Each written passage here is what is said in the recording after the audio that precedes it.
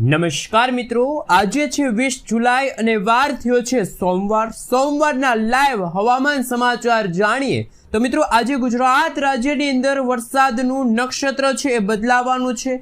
ઉંદરના વાહન સાથે પુષ્પ નક્ષત્રની શરૂઆત થશે। મિત્રો આપ સૌ જાણો છો કે પૂર્ણવસુ અને પુષ્પ બંને નક્ષત્રો વાદીલા છે। એક નક્ષત્રની અંદર વરસાદ પડે તો એના પછીના બીજા નક્ષત્રની અંદર વરસાદ પડે જ એવી લોકવાયકા છે। એ પ્રમાણે મિત્રો આજે 20 જુલાઈ છે, આજે નવા નક્ષત્રની શરૂઆત થશે અને આ નક્ષત્ર 3 ઓગસ્ટ સુધી ચાલશે અને આ નક્ષત્રની અંદર એક ભારે વરસાદનો રાઉન્ડ આવે તેવી માહિતી પરેશભાઈ ગોસ્વામી દ્વારા પણ આપવામાં આવી છે।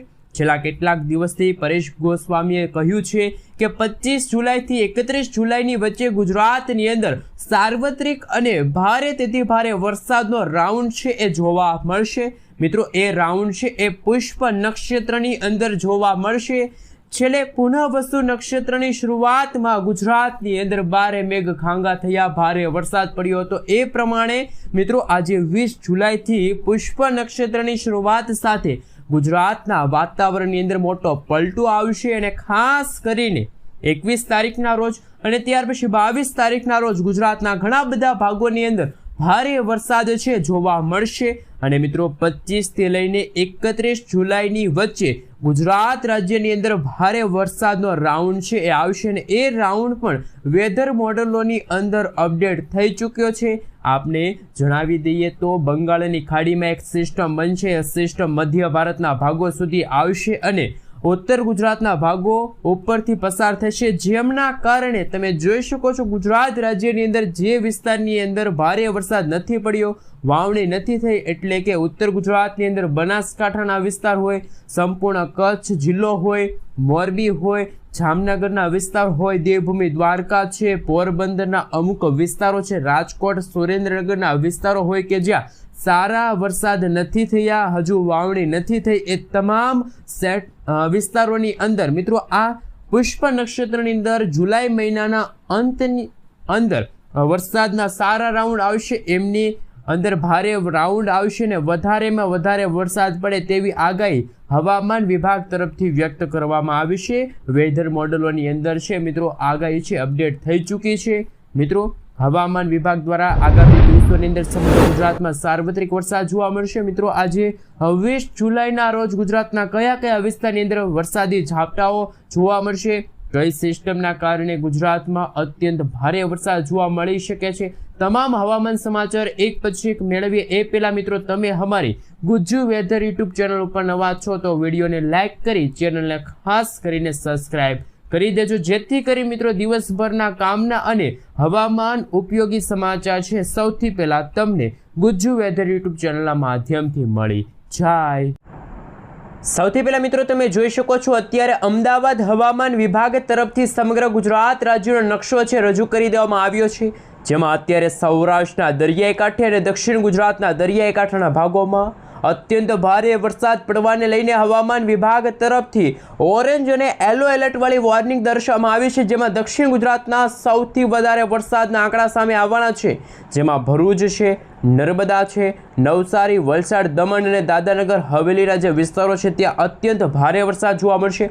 સાથે સાથે મિત્રો તમે જોઈ શકો છો સુરત, નવસારીમાં અત્યંત ભારે વરસાદ પડવાને લઈને હવામાન વિભાગ તરફથી ગણતરીની કલાકોમાં 3 થી 4 ઇંચ સુધીના ધોધમાર વરસાદ દક્ષિણ ગુજરાતના વિસ્તારોમાં જોવા મળશે, જ્યારે સૌરાષ્ટ્રના દરિયાઈ કાંઠાના ભાગોમાં અત્યારે 45 થી લઈને મિત્રો 50 કિલોમીટર પ્રતિ કલાકની ઝડપે તોફાની પવનો ફૂંકાઈ રહ્યા છે, તો ક્યારેક 65 કિલોમીટર પ્રતિ કલાકની ઝડપે કોઈક સ્થળોમાં તોફાની પવનો ફૂંકાય તેવી આગાહી હવામાન વિભાગે વ્યક્ત કરી, પરંતુ અત્યારે કચ્છ, વાવ-થરાદ, બનાસકાંઠા, સાબરકાંઠા, અરવલ્લી, મહીસાગર અને ગાંધીનગર જિલ્લાની અંદર વાતાવરણમાં વરસાદે વિરામ લીધો છે, ત્યાં મિત્રો વરાપ જેવો માહોલ જોવા મળી રહ્યો છે। બાકી ગુજરાતના પશ્ચિમ સૌરાષ્ટ્રના ભાગથી લઈને ઉત્તર પૂર્વ ગુજરાતનો વિસ્તાર છે, સૌરાષ્ટ્રના દરિયાઈ કાંઠાના તમામ વિસ્તારની અંદર અત્યારે હળવા મધ્યમ વરસાદની શરૂઆત થઈ ચૂકી છે અને અંબાલાલ પટેલના જણાવ્યા અનુસાર આગામી દિવસોમાં જાણીશું કયા જિલ્લાની અંદર હજુ પણ 10-10 ઇંચ સુધીના ધોધમાર વરસાદ જોવા જોવા મળશે તમામ હવામાન સમાચાર જાણીશું। એ પહેલાં મિત્રો તમે આ વિડીયો ક્યાંથી જોઈ રહ્યા છો, તમારા ગામનું નામ, તમારા તાલુકાનું નામ ખાસ નીચે કોમેન્ટ બોક્સમાં જરૂરથી જણાવી આપજો। અને તમે જ્યાં રહો છો એ વિસ્તારની અંદર અત્યારે શું વરસાદ જોવા મળી રહ્યો છે કે ત્યાં અત્યારે હજુ વરાપ જેવો માહોલ જોવા મળી રહ્યો છે, ખાસ નીચે કોમેન્ટ બોક્સમાં જરૂરથી જણાવી આપજો।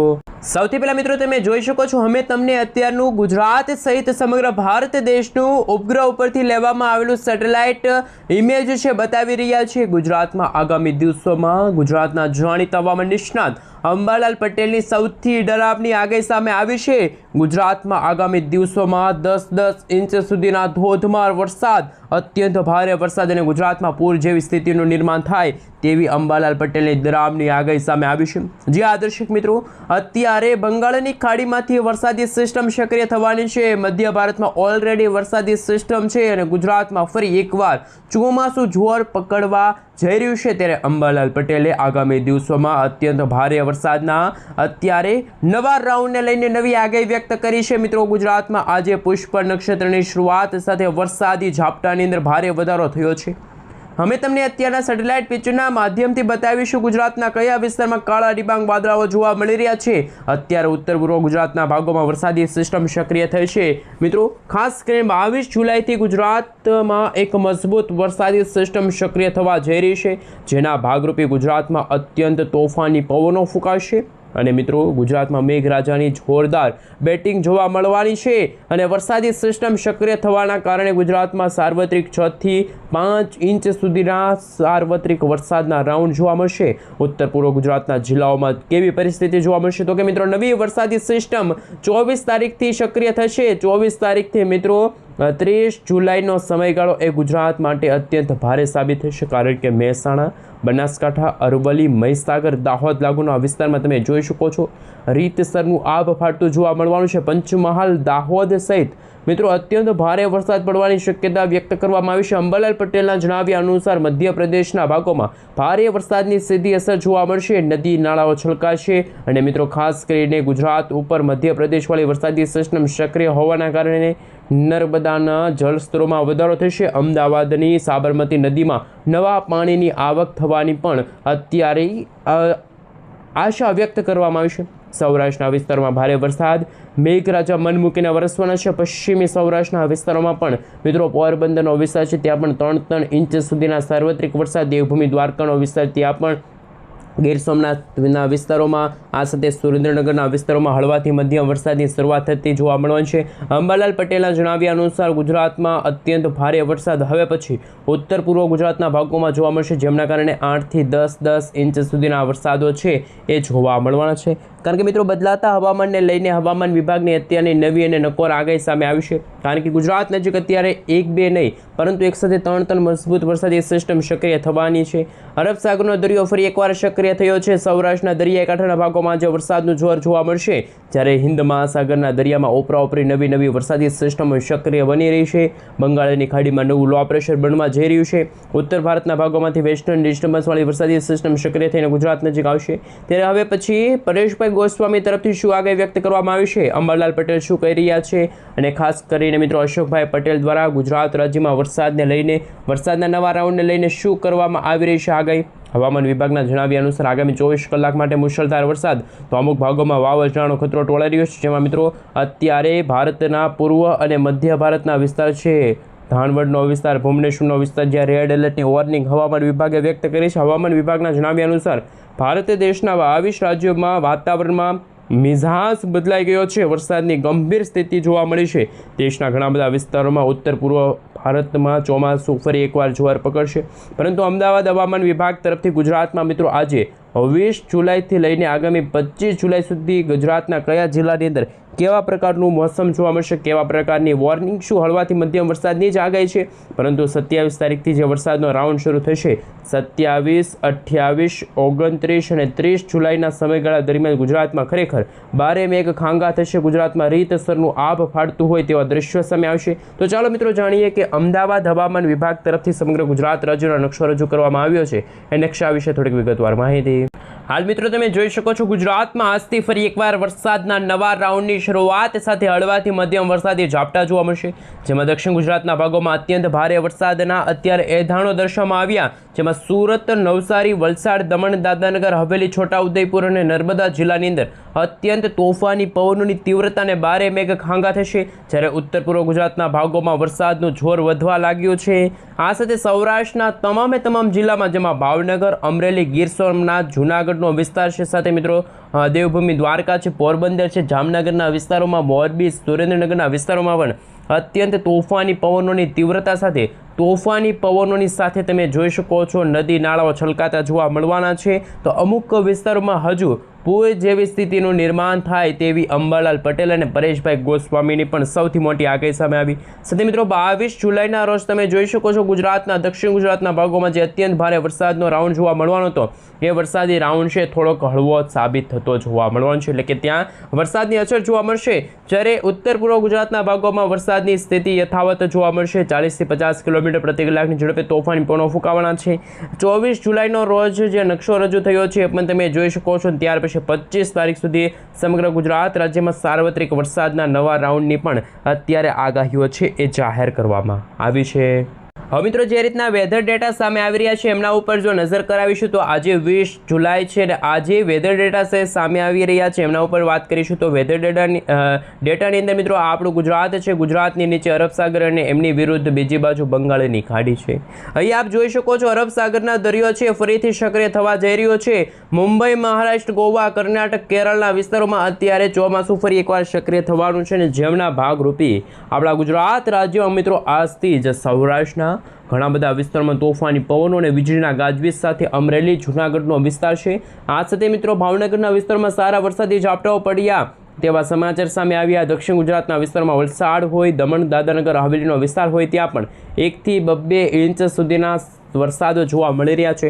ગુજરાતની અંદર મિત્રો ગઈકાલે વરસાદી ઝાપટામાં ભારે વધારો થયો હતો, એવી રીતે આજે પણ બંગાળની ખાડીમાં મિત્રો અત્યારે હવાનું હળવું દબાણ જે વરસાદી સિસ્ટમ સક્રિય થવા જઈ રહી છે, વરસાદી સિસ્ટમ મધ્ય ભારતના ભાગો ઉપર આવી જશે અને એક વેસ્ટર્ન ડિસ્ટર્બન્સ બનેલું છે। આ બધી સિસ્ટમોના કારણે આપણા ગુજરાત રાજ્યમાં અને ખાસ ભારતના તમામ ભાગોમાં ફરી એકવાર ચોમાસું છે મિત્રો એક્ટિવ થયાના સમાચાર સામે આવશે।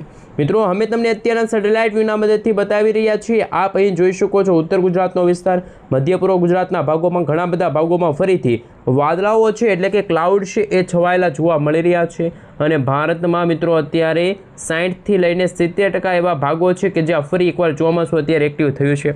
વાદળાઓ છે એ મિત્રો અત્યારે ભારતના ઘણા બધા ભાગોની અંદર સક્રિય થયા છે। હવામાન વિભાગના જણાવ્યા અનુસાર સેટેલાઇટ ઇમેજના માધ્યમથી તમે જોઈ શકો છો અમે તમને અત્યારે જે વેધર ડેટા સામે આવી રહ્યા છે એમના વિશે થોડીક વિગતવાર માહિતી બતાવીશું। મિત્રો આજે 20 તારીખ, આવતીકાલે 21મી જુલાઈ છે। મિત્રો આવતીકાલે જે રીતે દક્ષિણ ગુજરાતના ભાગોમાં વરસાદનું જોર વધશે એવી રીતે પશ્ચિમ સૌરાષ્ટ્ર અને કચ્છના ભાગોમાં પણ વરસાદી વાદળાઓ જોવા મળશે। વરસાદના વાદળાઓની વચ્ચે ભરૂચ, આ સાથે સુરત હોય, વલસાડ હોય, નવસારી હોય, દમણ, દાદરાનગર હવેલીનો વિસ્તાર હોય, તમામ ગુજરાતમાં વરસાદમાં વાતાવરણની અંદર મોટા ફેરફારો આવશે। ખાસ કરીને મિત્રો ઘણા બધા જે સેન્ટરોની અંદર સારા વરસાદી ઝાપટાઓ છે એ આજના દિવસે એટલે કે મિત્રો આજે 20 તારીખના રોજ છે જોવા મળશે।